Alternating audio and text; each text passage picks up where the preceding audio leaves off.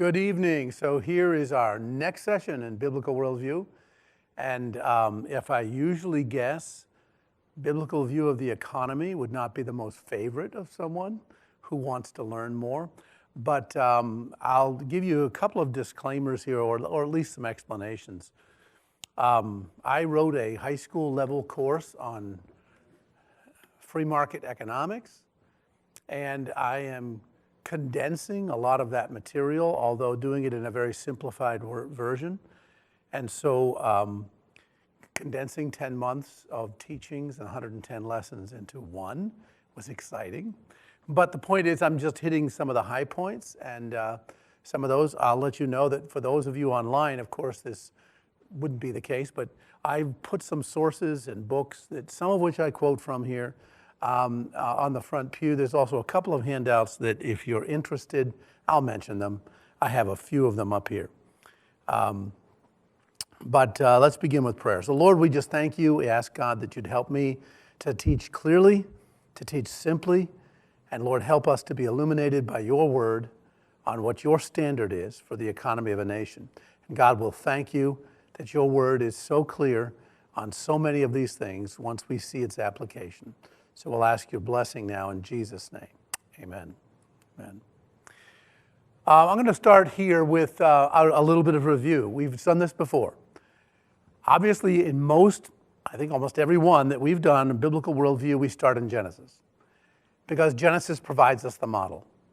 And here I'm just looking at the fact that the three great rights that we look at, God-given rights, God-given responsibilities, we could call them as well, are given in Genesis chapter 1. Be fruitful and multiply, life, and then liberty to replenish the earth, and of course property. Now the second two particularly, liberty and property, are the seeds of the economics of the scriptures. And especially I want to just highlight liberty.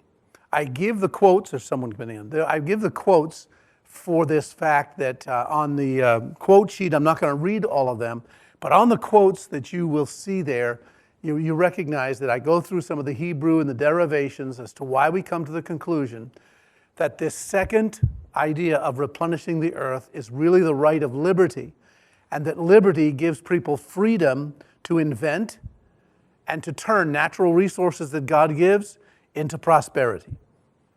And so it's a responsibility, life and liberty. So that's a very critical concept, and a very broad one. We might say this: economics and this idea of the Bible and the relation to economics is probably so foundational because it's introduced right at the beginning in Genesis, throughout the scriptures. And if you think about it, the majority, 80, maybe 80% or more of all of Jesus' parables were given economic stories. They were all economics. I mean, we use the parable of the talents, and yet that was an economic unit. Jesus did it in the concept of the marketplace. So it is far more pervasive, something believers should know, something believers should be grasping, and often are not. So when we're looking at this, there's one thing I do want to look at in your quotes, and that is under property, especially the definition of allodial property. And it says here, pertaining to allodium, a freehold, free of rent or service, held independent of a lord paramount as opposed to feudal, which meant for a fee, the right which a vassal or tenant has to the lands. The property of the soil always remaining in the lord or superior, and ownership meaning the exclusive right of possession, legal or just claim or title. This is so critical, so foundational, because I believe that the Garden of Eden that we'll start in is the first piece of real estate privately owned by Adam and Eve. It's very clear when you look at this that that was the case. And this is before the fall. Private property is not an afterthought. Private property is a foundation of liberty. So these things are very important. And when you look at the definition of economics, and I'll go through the notes here, but the definition of economics, very important. If you look at Webster's definition of economy, it means primarily the management, the regulation, and the government of a family or the concerns of a household. The management of pecuniary concerns, the expenditure of money. hence a frugal and judicious use of money. And then it goes on to talk about all the instruments of labor. And this is exactly follows Genesis, because this is the frugality. Everything that we've received from God, all the resources we've received from God, and all those things that come our way, God holds us responsible for managing them properly. So this is what economics begins in the family, as the notes tell you. If you don't have those notes, they're right on the table out front, and you can get them and follow along with me. And so this idea of economics and the economy and to economize, we see the fact that it's to manage concerns with frugality. Interesting that this word is used here by Webster, because dealing with it, it's under limitations. If we're to manage what we produce, we're going to have frugality, which means we're going to take good care of what we have. And I'm convinced that the Garden of Eden is a critical concept for us to understand. And God begins that way because of the way he created the world. And I'm going to talk about now, I'm going to go through 7 principles that are given in the Garden of Eden. We apply them to every area. We apply them to government. We apply them to the economy. We apply them to literature and history and geography and all the academic disciplines. But I'm going to walk through them a bit and give you some key concepts. And prayerfully, you're going to see that this, in the Garden of Eden, was the first economic system of trade, and it has very clear boundaries in that regard. So we're going to look at labor, or a work ethic, management, the preserving of production, liberty, the freedom to choose, consequences, that we're free to fail. Would you agree that Adam and Eve were free to fail? They did fail, and the consequence was there. Planning, economic strategy of trade, variety, diversity, order, and voluntary covenant, which is truly the seminal seed of the marketplace. So I want to go through this clearly here in dealing with labor. So the Lord God took the man, put him in the Garden of Eden to tend, that's the key Hebrew word to start with, and keep it. The word tend means to work, to serve, to till, to enslave, meaning to bring the garden into submission to you. So this is interesting. God told Adam to work, to labor. So labor is a holy calling. Work is a holy calling. This is before the fall. I've heard Christian teaching that we have to work now because of sin. No, everything that happened in the Garden of Eden is the seminal seed. God already knew that man was going to sin. Those principles are still eternal. They still apply after sin comes into the world. But labor is critical. And we could go this far. Our attitude toward labor is the source of our wealth or riches.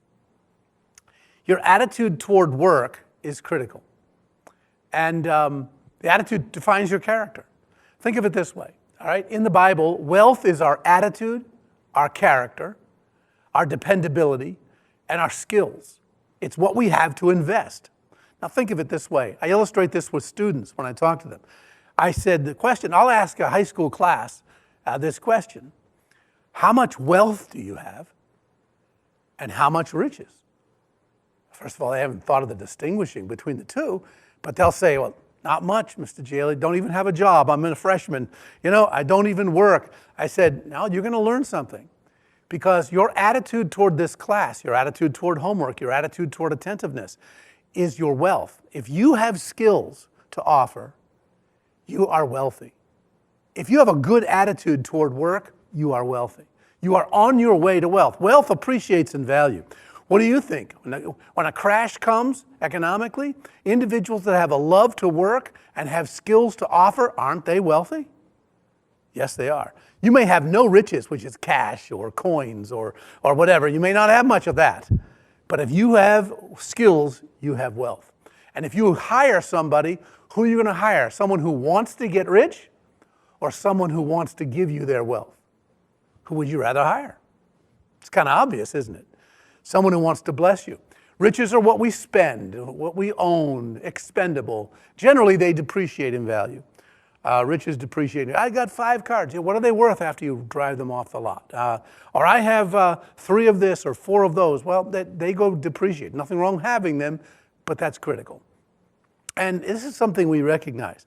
The value, when you talk about value, the value of someone's skills appreciates over time.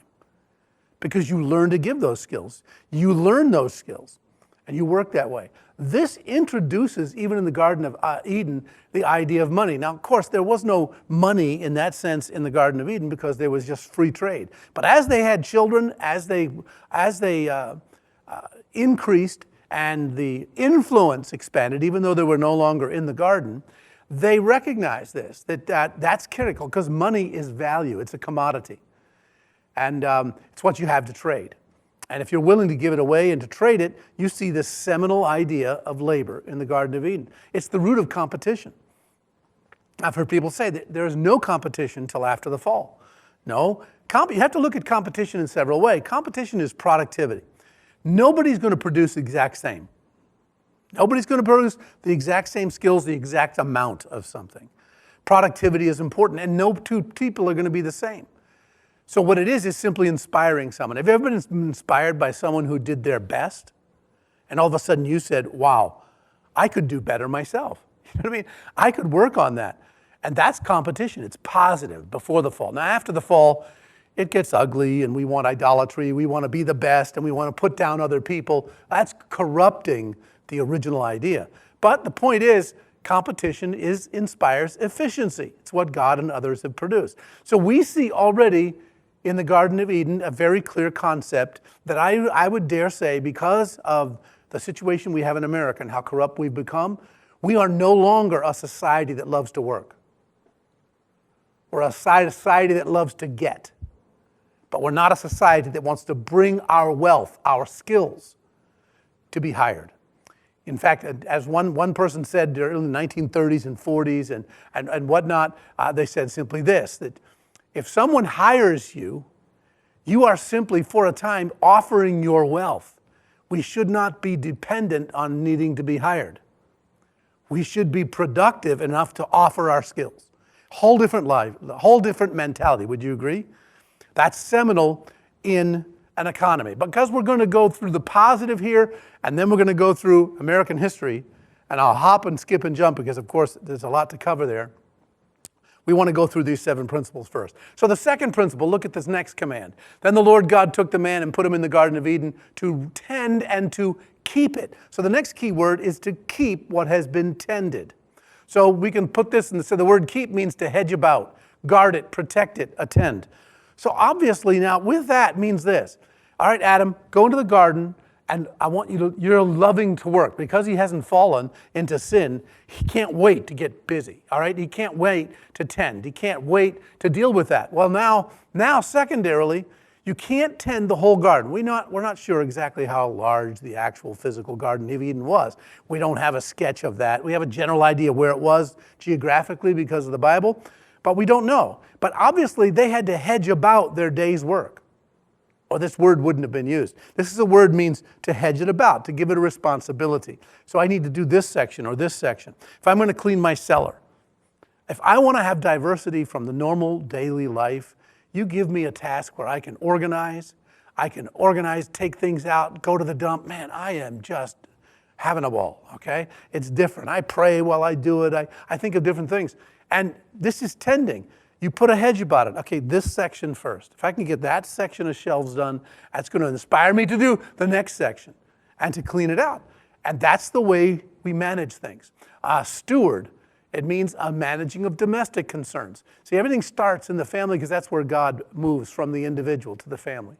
Our title to property comes through investment. That's what Jesus said in Matthew 25 when he talks about the parable of the talents. What did he say to the one who said, oh, I stored it, I hid it, and then I finally gave it back to you, Lord? He said it would have been better that you at least put it in a bank. Because a bank was an idea of a place, not just a store holding for your money, but something that would have borne interest, something that would have increased in value. And so you see this is critical. Private property, exclusive ownership, this is very critical. Private property is something individuals have before the fall, something in the garden. In fact, you look about this is a responsibility. God owns the earth. Adam was very conscious of the fact that he didn't own the garden ultimately. A Christian view is we're not ultimate owners. Only on earth are we the exclusive owner of something, which really means We're exclusively to answer to God for what we do with what we have. That which is mine is not mine to be selfish. That which is mine, that which I own, I'm responsible for.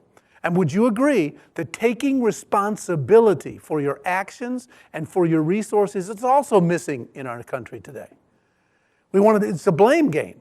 No, the only reason I don't have a job, I counsel, and people will come in and they say, Pastor Jehle, the only reason I am having a problem with but not having a job are all the 5 bosses I've had are just horrible people.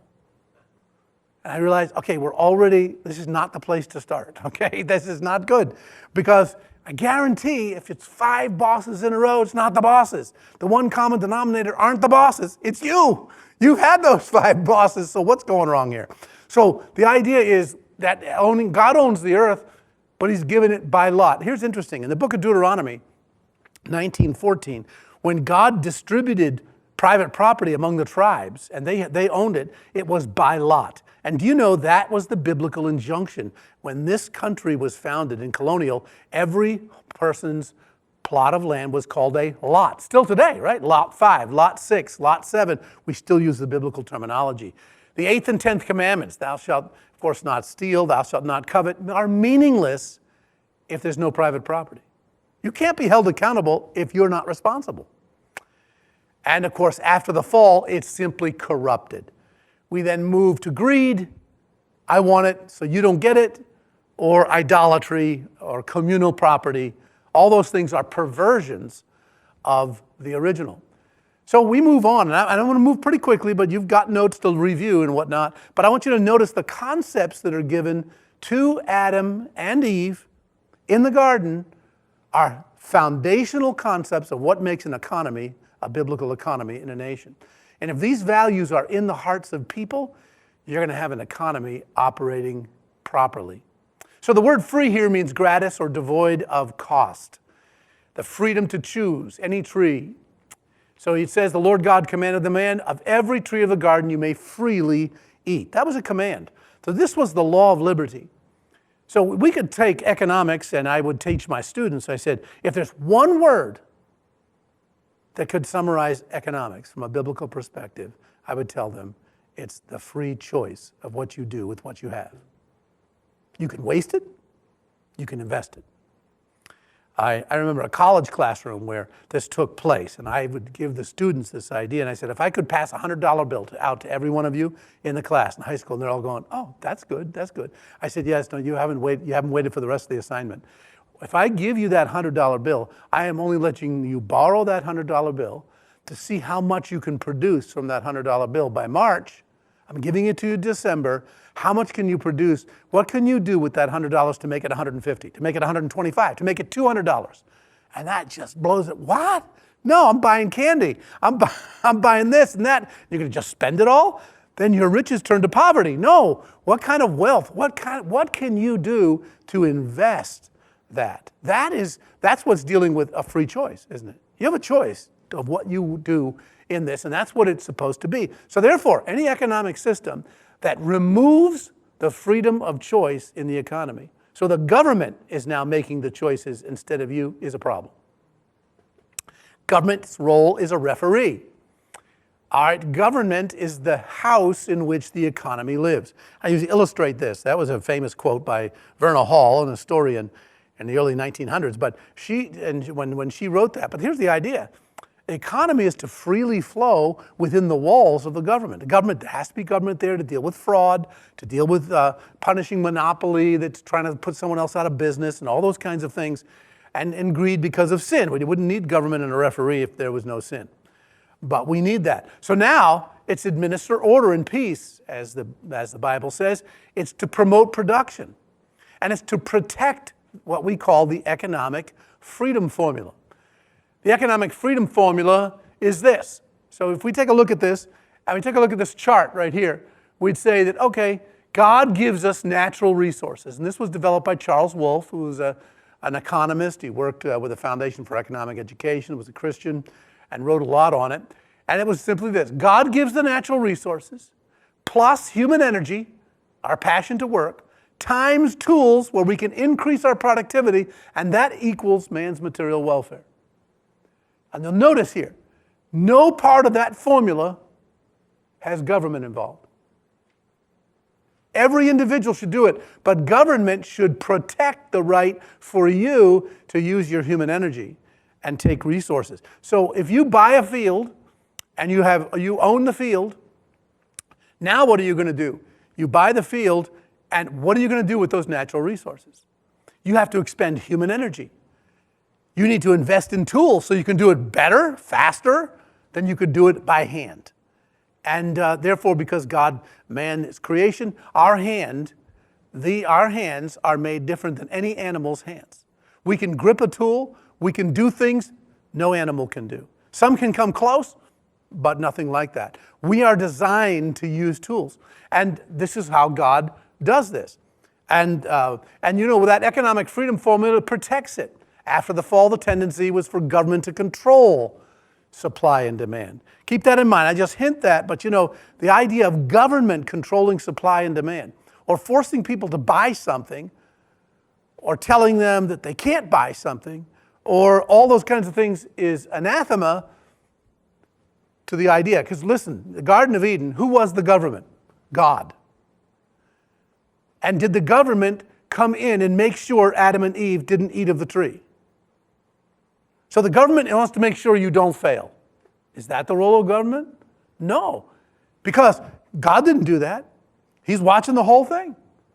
And they had the free choice to lose their liberty. And recognize this, that after the fall, this tendency was, of course, for government to deal with that. So we move on. Consequences.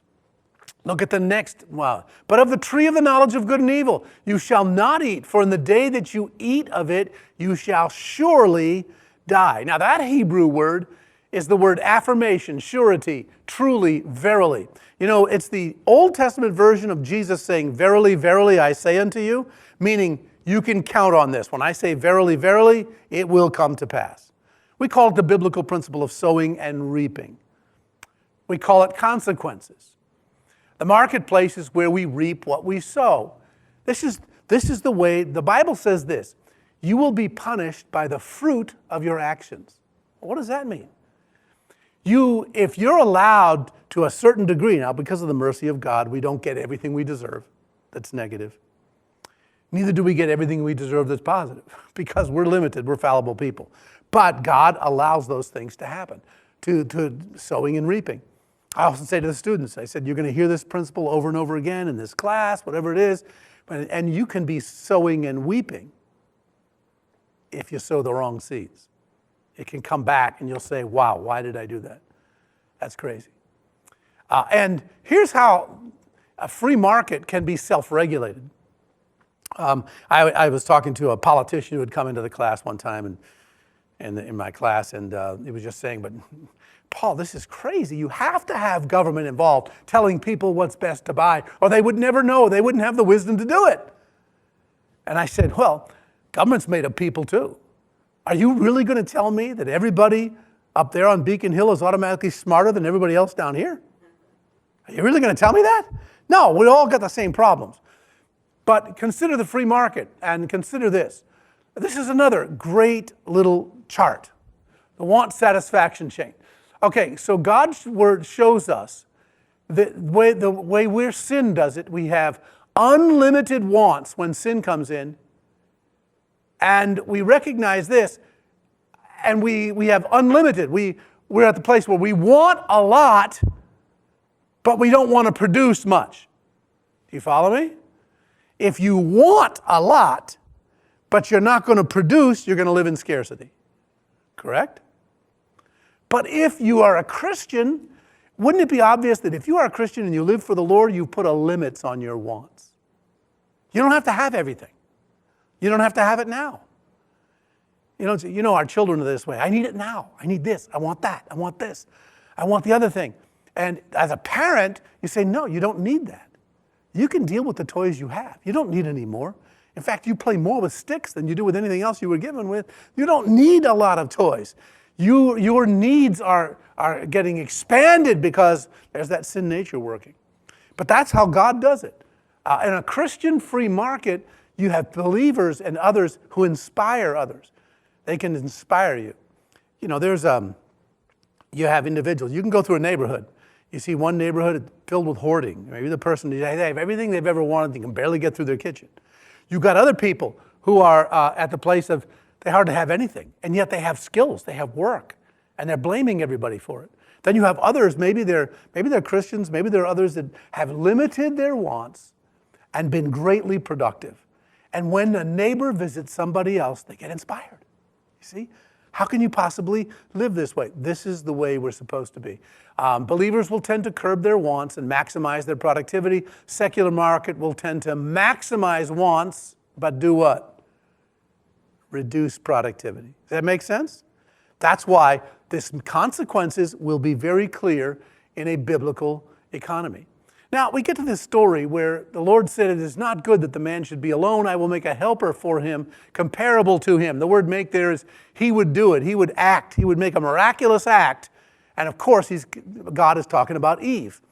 But he plans it with Adam. This is interesting. Strategic planning is part of the market. It teaches all of us in the marketplace. God has designed the marketplace of trade that levels out any village, any town, any state and economy, because everybody goes to market one way or another. Doesn't matter if you're rich, doesn't matter if you're poor, doesn't matter if you're haughty, doesn't matter if you're humble. You all meet at the marketplace. Because, apply this now, in addition, beyond what it was in the garden, it's good that Christians and others don't live all by themselves without interacting with the community. It's better to interact with people. You shouldn't be all alone. And so God said to Adam, he gave his plan. You know, it's not good that you be alone. So God gives Adam his plan. Then what does he do? He brings all the animals in front of Adam, doesn't he? And he said, what do you call these? So Adam is taking dominion of the animals. He's giving all their characteristics and he's giving their names. He's to discern where he's going to put his resources. Now, first of all, his first discernment is, there's no animal that I have any desire for at all. So this partner thing is not happening, okay? Not with them. Okay, that's one part of the plan. He came to the same conclusion God had already come to. You don't think God already knew? He wanted to do this with Adam. This is strategic planning. And then Adam couldn't produce the solution. God's action had to do it. It had to be a cooperation. Do you know that the creation of Eve was an economic trade of Adam? Can you imagine? God says to Adam, okay, you're going to cooperate with this? Do you want to trade your rib for your wife? Do you want to do this? If so, you go to sleep. The surgery will not be a problem. That's where we got the whole idea of going to sleep for a surgery. That's true, okay? The Bible inspires people for that, for anesthesia or anything else. So therefore, Adam's asleep. God takes a rib and then breathes Eve for him. And he said, this is bone of my bone, flesh of my flesh. In other words, this is not like anything I looked at or named. Therefore, I'm excited about that. See, this is a strategic trade. See, we get the ideas of trade here. In fact, we get the ideas of trade, and this is the source of what we talk about as money. All money is, in a society, is a medium of exchange if we can't directly barter. If I don't have a rib that equals something else that I need, okay, then I have to decide, what I want, half a rib? Do I have, what do I do? The moment we deal in fractions, that I don't have exactly what you need and you don't have exactly what I need, which is the trade, that's where it all began, then we need some kind of monetary exchange. And that monetary exchange represents the values that we have. Throughout history, cattle have been used as exchange. There are people in civilizations, they didn't have much, and they didn't need any money. When the pilgrims came here, the natives, they had no need of money. But then when they started to trade, now they realize, okay, a beaver skin and its value, subjective, its value, because it's valuable to you, but it may not have the same value that I have to me. And I look at that and I realize shells have been used, of course, and of course, silver and gold. In fact, it's interesting to note that in Genesis 2:12, God says that this economy started to get started, and when he talks about this, the valley where Adam and Eve were, he said, and there's good gold over there. So God was giving a hint. You're going to come to the same conclusion of me, that gold is the best derivative value in economic trade. because then you realize that there's some value in what you're dealing with, and that currency itself can have some aspect of commodity. Over the years, the Bible says you're supposed to have a just weight, a just balance. You don't mix things. You don't cheat in the marketplace. So if you're going to use coins, and coins have a certain amount of silver, 99% silver, then they were put on these scales when you look at the old movies, and because that's a plug nickel, you put something in there, it's not pure silver, it's not worth the same, all those kinds of things. I show old black and white films when I teach in economics, because some of them this is exactly what I'm talking about. This is the run on the bank. This is the thing that's happening. And you look at this and you realize you don't mix those substances. And that's what Isaiah prophesied. You have mixed your silver with dross. You are cheating people. It's not what you say it is. Eventually, money, good money in any society, it can be divisible. That rules out cattle. Usually. Although they could say, I'll take half of the cattle on this side if you want the other. Portability, yeah, that cattle too. Durability, recognizability, scarcity. In other words, it has to be somehow difficult to get. Consider the wampum from the quahog shell that the natives had down in Bourne here, right near us. All right, it was scarce to the Europeans, because how are they going to go in there? They don't even know where the quahog is. How do they get it up? For the natives, it made them rich.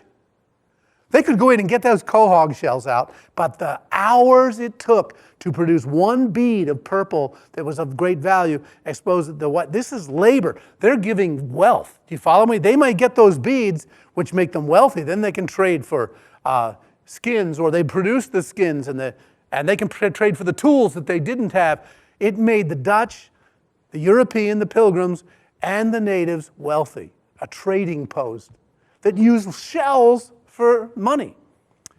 Because even the shell itself that was used as the medium of exchange took labor to produce it. It was not worthless.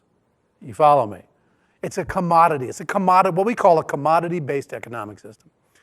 And so it had those ideas. It was scarce. It was, you could divide it. It was recognizable. You knew it right away. You could see the counterfeit. So money is hinted at in the Garden of Eden, even though they started with just trade. Now, there's another principle in here. It said, out of the beast, the bird of the air brought to Adam to see what he would name them. Whatever he called them was the name. Literally, give them a conspicuous characteristic in the marketplace. It's a mark of individuality, meaning that Adam had to deal with that. Well, that's what it is with all that we deal with. If I know I need something, I can describe it. I don't just want it because it's there.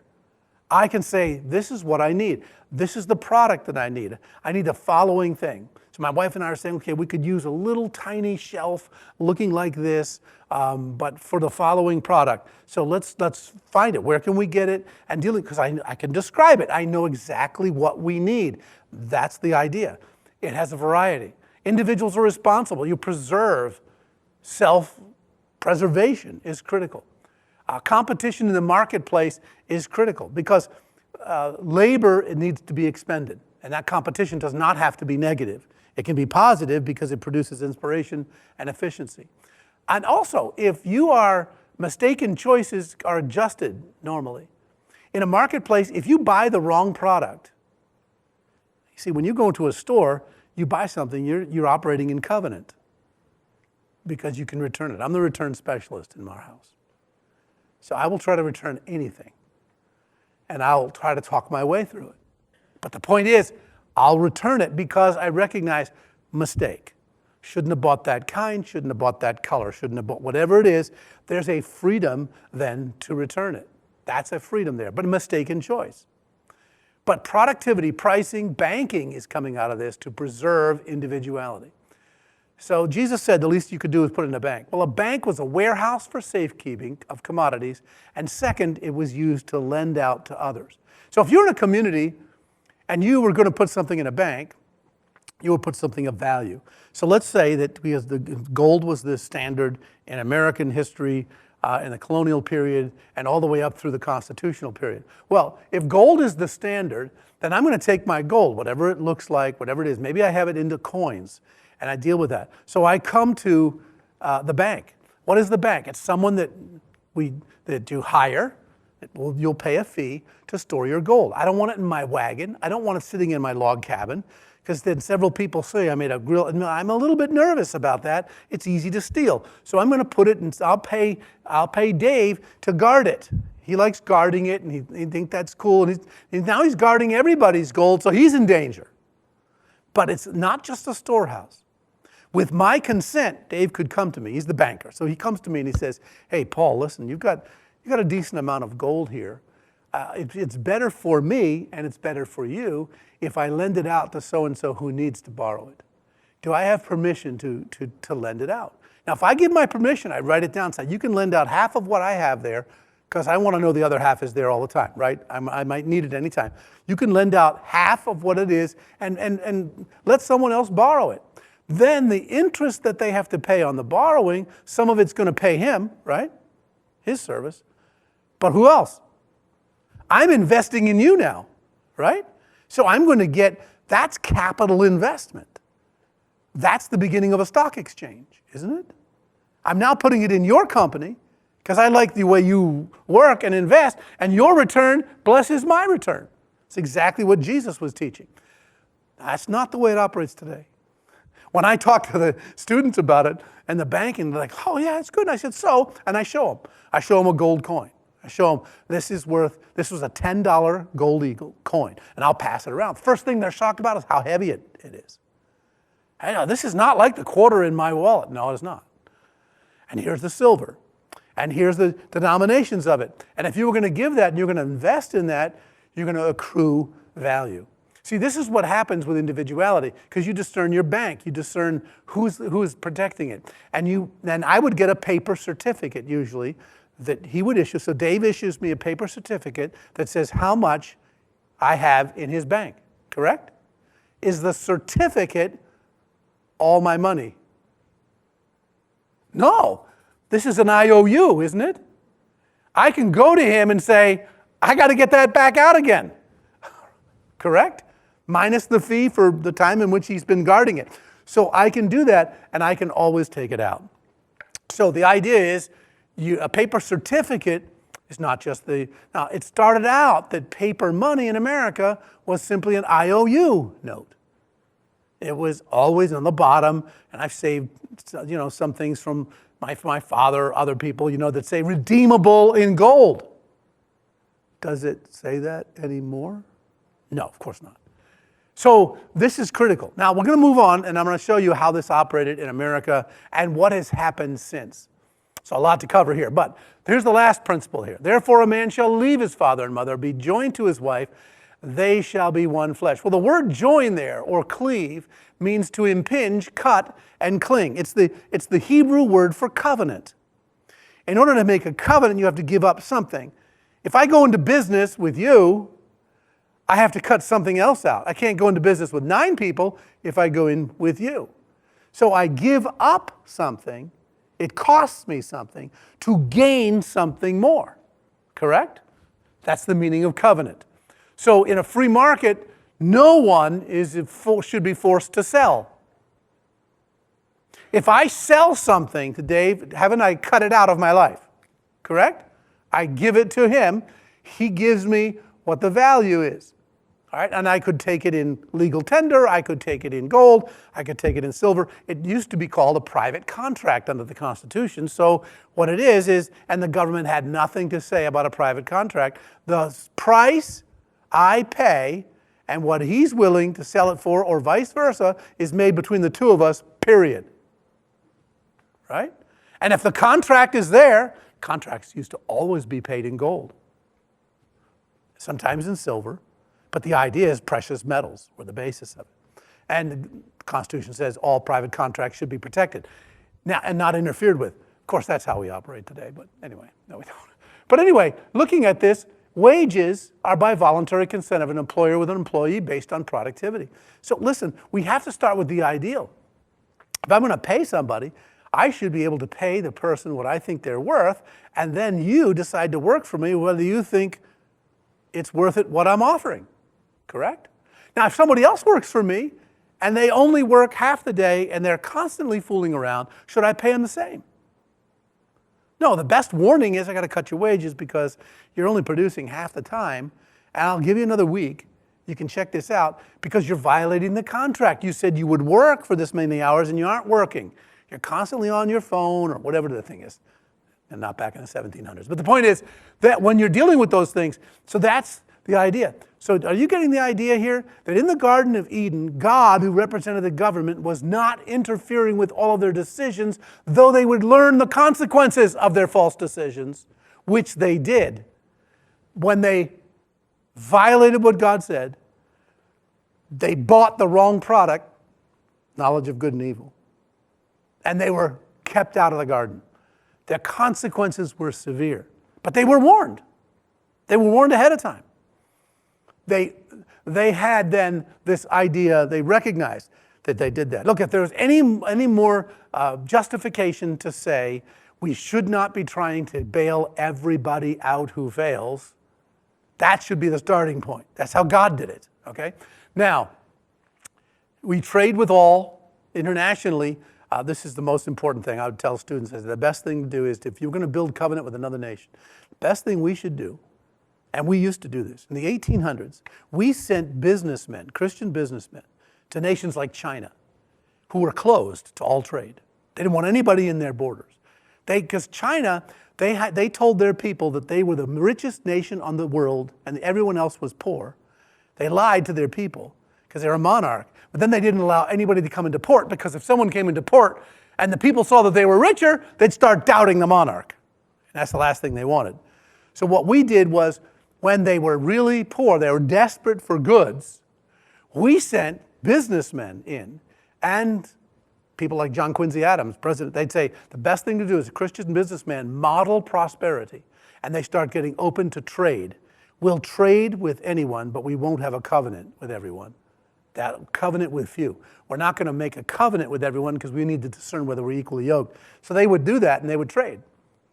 And then you send in missionaries. And this is the way it happened. Trade opened the nation up to be willing to talk to people, and missionaries were sent in. And that combination was powerful. Businessmen make the best ambassadors, missionaries make the best preview. And that's why I bring up John Quincy Adams. And William McKinley, President McKinley, the negative. William McKinley was a Christian. John Quincy Adams was a Christian. But they dealt with things a little differently. William McKinley, after the Philippines, the war, Spanish-American War, the Philippines were offered as a colony. Our country said, we do not have colonies. We actually resisted being a colony, right?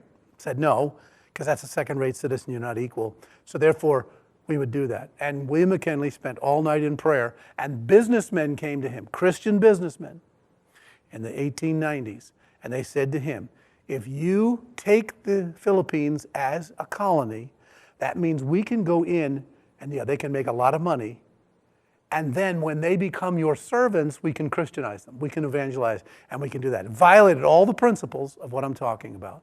And his all-night prayer meeting ended up that he felt he heard the voice of God to take the colonies, violate foreign policy, and it was a horrendous decision. What a great lesson, though, for students when I say to them, here's two Christians, and one follows the scriptures, and one does not in this particular case.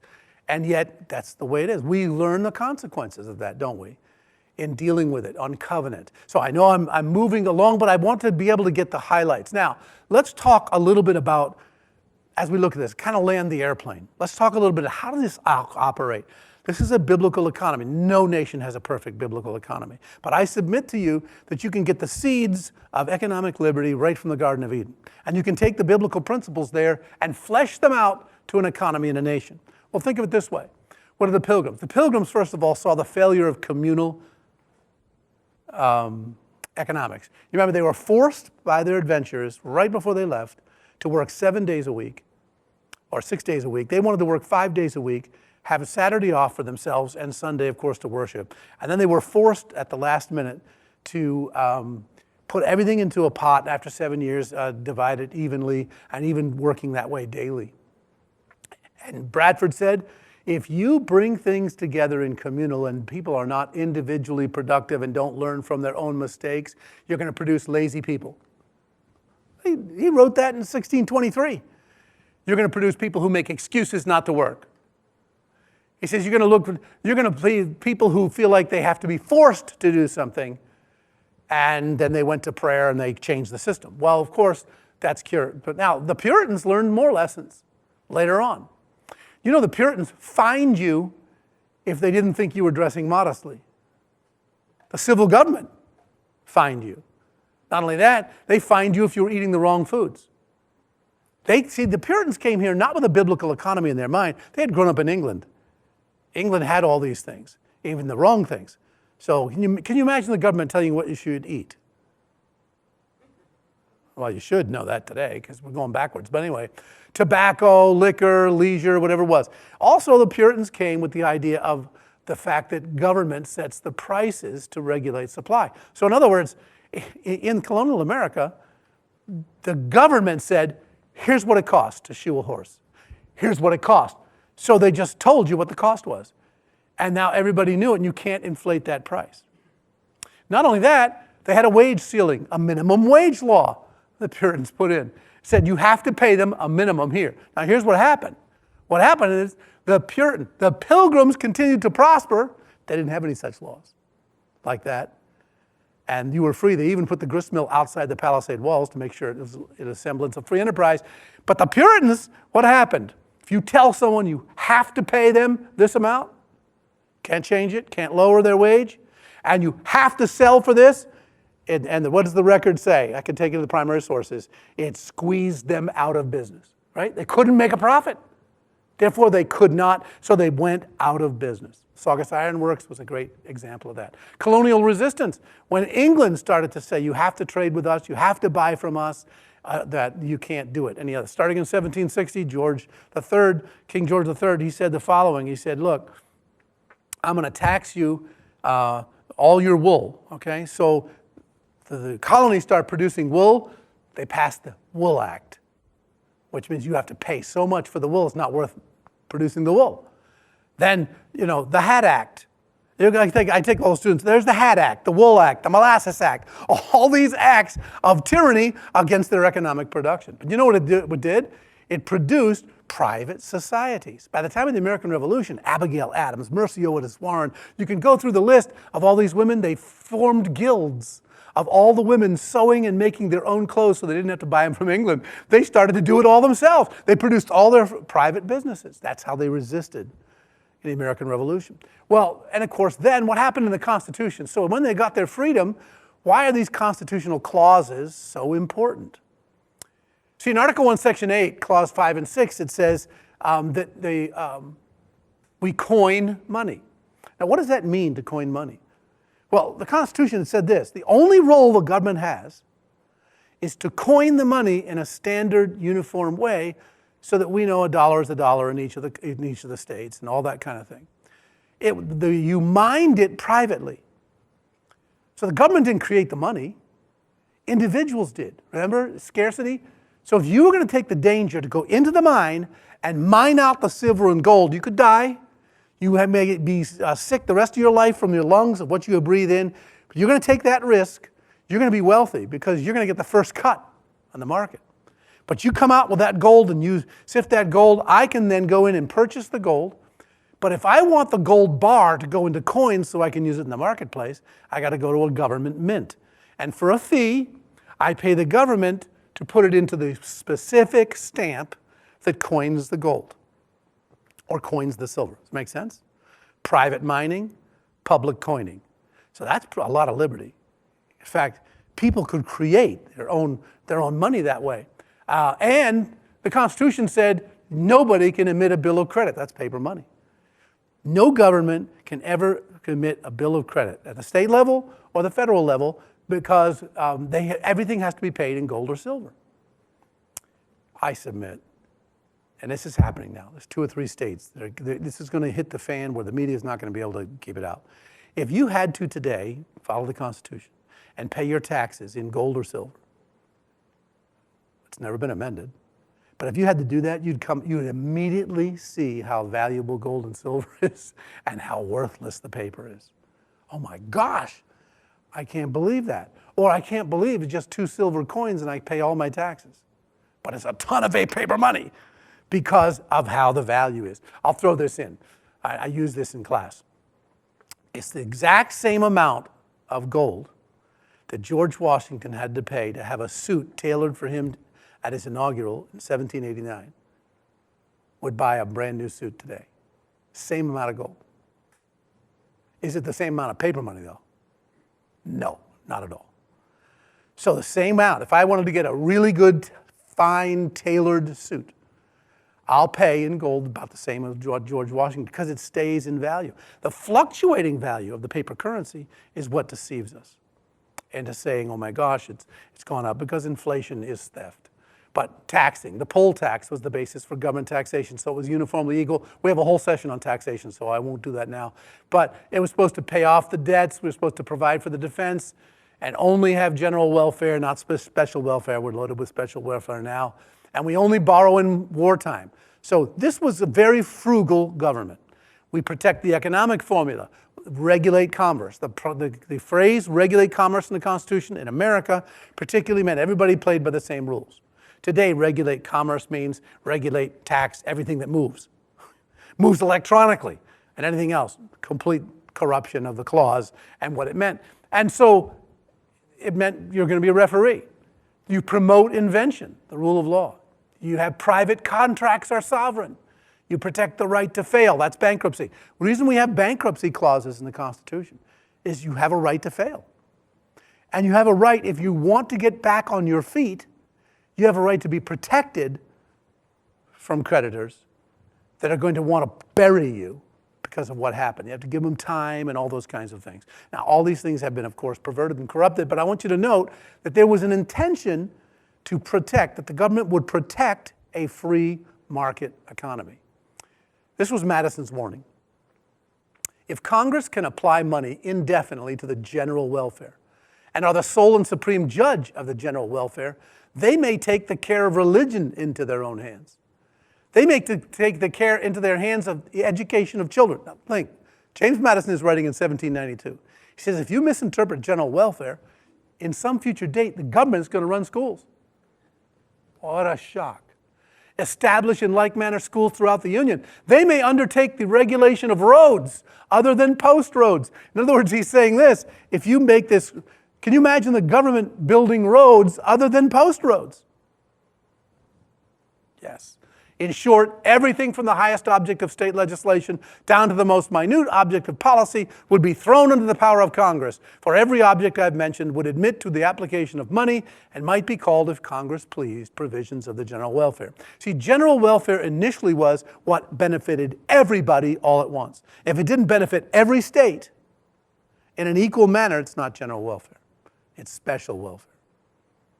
So when the government gives to a certain state because of a need, that's special welfare. Because once you give it to one person, what happens? Somebody else wants it. Anyway, how do we lose our economic freedom? How do we get to where we are now? First of all, the first mistake was Hamilton's National Bank.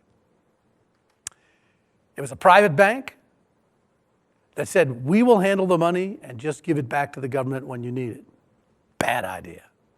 And Alexander Hamilton, 6 years later, admitted it was a bad idea. He had tried to convince people of it. Not good. Well, that set a precedent. Government no longer protected private contracts. That began to erode. Also, creation of the Federal Reserve is the darkest day in American history economically, 1913. Creation of fiat currency, debt money, not backed by gold. This goes on decades later. So in 1933, FDR took us off the gold standard, asked people to turn in their gold voluntarily. Many people did. Said it's better for the government to hold your gold. It's easier. You don't have to hold it yourself and keep it safe. And so they did that. 1973, Nixon took us completely off the gold standard. So now we realize that now we have no standard for our fiat currency. It's literally money out of nothing. Now we don't have fiat currency. We now have digital currency that's not even backed by paper money. But anyway, the idea is money created out of nothing and loaned back to the U.S. You see, the Federal Reserve, and I've got some books up here and things you could deal with this. I'm not asking you to have to delve into it, but just put it this way. Congress was the only one that could mint the money. Private citizens could mine it. What the Federal Reserve does is creates a set of private bankers who Congress has no authority over. They create the money and loan it back to the United States at interest.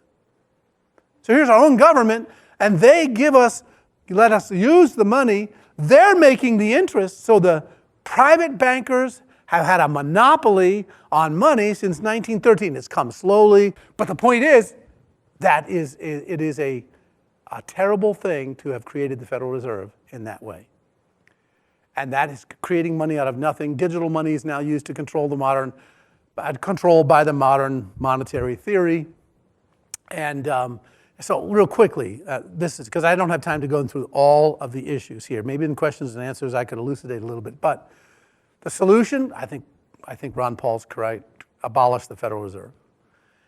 I think we have to have a great reset back to gold and precious metals as the base of our currency, a regulated value, and we got to live within our means. I mean, obviously there's a lot of other things that couldn't happen overnight, but there's not been a balanced budget. That's not even close. And let me look at a couple of quotes for you that you look at this. If you look down at your quote sheet on this, I've given you the thing with, look at the Thomas DiLorenzo, and that's in one of these magazines up here. Let me do a couple of quotes before I close and look at a couple of things here. So you see what I'm on. It's the back of your quote sheet. Thomas DiLorenzo writes, "The Federal Reserve Board, the Fed, created in 1913, is the U.S. government's preeminent central planning vehicle. It exerts control over the supply of money in the economy, regulates almost all aspects of all financial markets. It is essentially a legalized counterfeiting operation and a financial central planning bureaucracy. The Fed increases the supply of money in circulation by purchasing billions of dollars of government bonds, called quantitative easing. It also regulates the fractional reserve banking system." See, now today in banks, do they ask your consent before they loan out whatever money you put in? No. That's a violation. That's against the law. That's theft. Second, they don't have to do that. Now they don't even have to keep reserves. So this is a major problem. So whereby banks are required to maintain in reserve only tiny percentages of the loans they make. When banks make too many bad loans, the Fed, with the help of the U.S. Treasury, bails them out. This is horribly destructive to the American free market system. Profits tell a business that it is serving its customers well. Losses say the opposite. Do you see that? You just do. You either go one way or the other and you learn. With federal orchestrated bailouts, however, profits are private, but losses are public, paid for by taxpayers one way or the other. Thus, this encourages even more of the reckless risk-taking that led to the losses in the first place, something that economists call a moral hazard problem. So if you don't learn from the mistakes, you're going to repeat them again.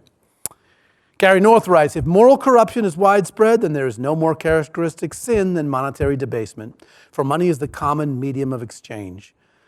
In an advanced economy, everyone in an advanced economy uses it. Thus, if the money is corrupt, everyone will eventually recognize it," etc. Government debt. So here's a good key statement. Now, this is by a newer book, this here, author Uli Korch. "The government debt, which we see listed publicly, is only what has been issued in its securities, not the amount which has been contracted in the way of all future liabilities. We are told that today's federal debt, as of 2022 or 1, is about $23 trillion on this credit card.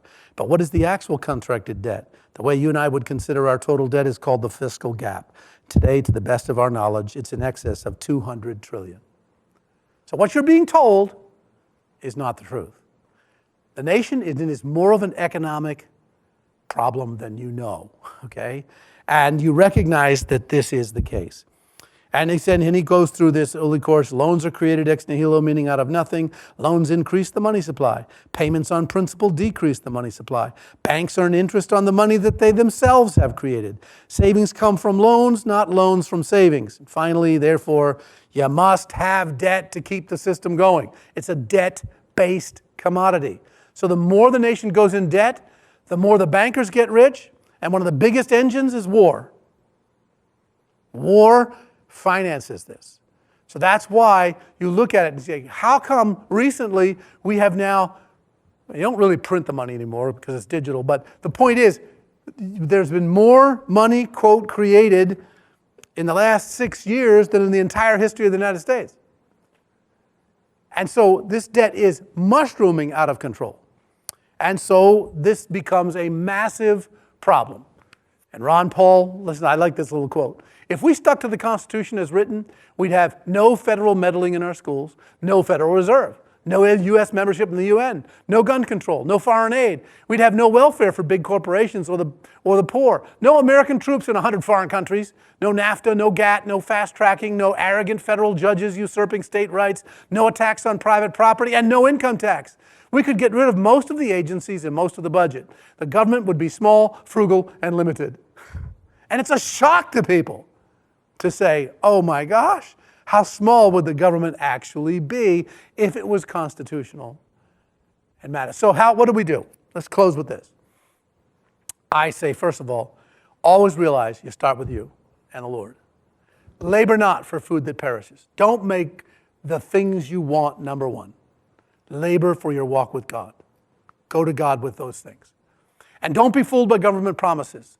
Money from the right or the left, it's still money and it's not so it's over and over again. The Republicans, Democrats go back and forth on who's better at giving the money. I don't know how about, well, let's go constitutionally and not give the money.